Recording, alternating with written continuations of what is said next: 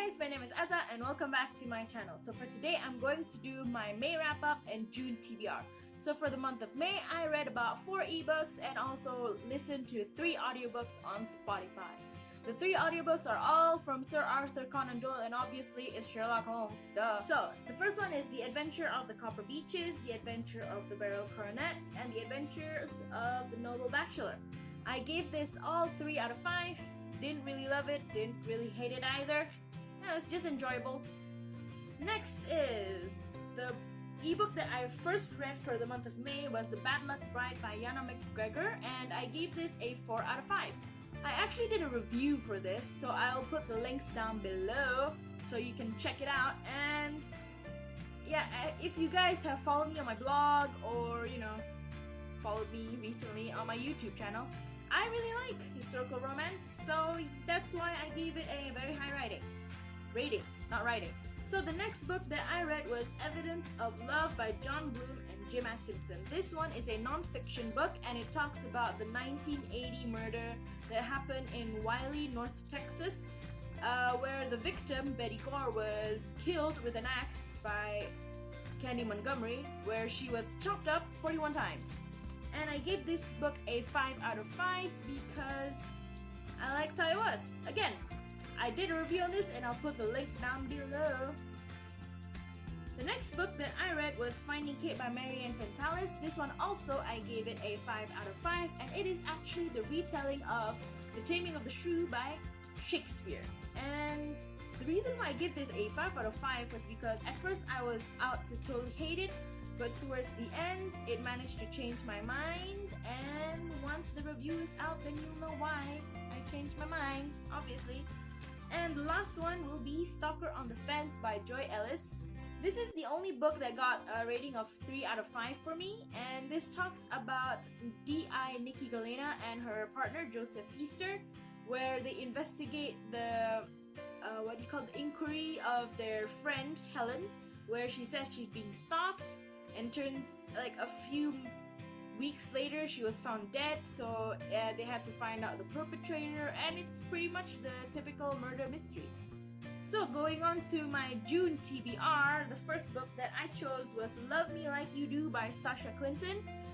And this book, I think I chose it because I think the cover of the book makes you think of a lot of sexy times, and I like me a lot of sexy times books, so that's why I chose it.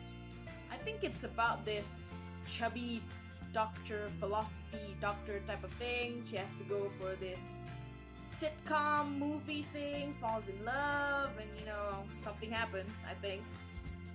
And the next one is Small Great Things by Jodi Picoult. I don't know how to say her name, and I apologize. And I think, if memory serves me right, this book touches upon racism at the workplace, where the nurse, if I'm not mistaken, is black or African American, and she is not allowed to treat her patient, which is a baby, because the baby's parents are racists. So that's the whole shit going on. Next is The Witchfinder's Sister by Beth Underdown. I have no idea why I chose this book, but I must have chosen it for something. I think it's because of the cover. The cover looks pretty decent. Looks good. And next is Ensnared by Rita Stradling. This, I completely remember why I chose it from NetGalley. And it is because, number one, it is a retelling of Beauty and the Beast. And it was also during the same time that I actually chose Geekerella, and Geekerella was a retelling of Cinderella. So, Cinderella, Beauty and the Beast, why not? Next is The 100 Lies of Lizzy Lovett by Chelsea Sedoti. And the reason why I chose this was because the cover was really pretty and really bright and yellow with daisies, and my favorite flower is a daisy.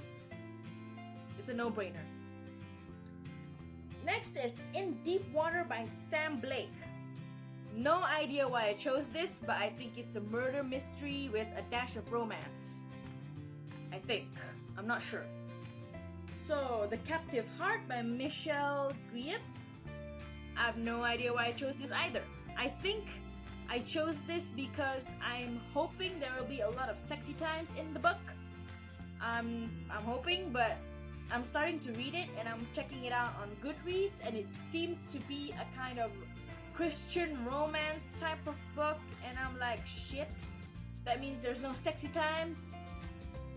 I was hoping there would be some sexy times, but yeah, I don't know if I'm gonna read this one. It seems, I don't know, it seems very Christian-y, very vanilla-ish. We'll see. Next is Lies Jane Austen Told Me by Julia Wright. The reason why I chose this pretty recently from NetGalley, so I still remember why I chose it. The reason why I chose this is because I just finished listening to the audiobook of Pride and Prejudice, my bad, and I was really into the whole Jane Austen thing because I was also listening to Northanger Abbey. I was trying to find Emma, but I couldn't find it on Spotify, so I thought, hey, if the book is, you know, inspired by Jane Austen, there can be no wrong. My English is terrible, I apologize. And because I thought of being ambitious, like the bitch that I am, I also chose 2 actual books. Oh my god, I miss reading actual books.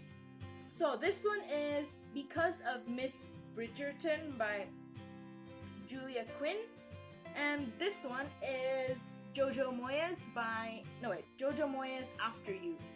I read Me Before You, so I thought, hey, this was After You, so I have to read it.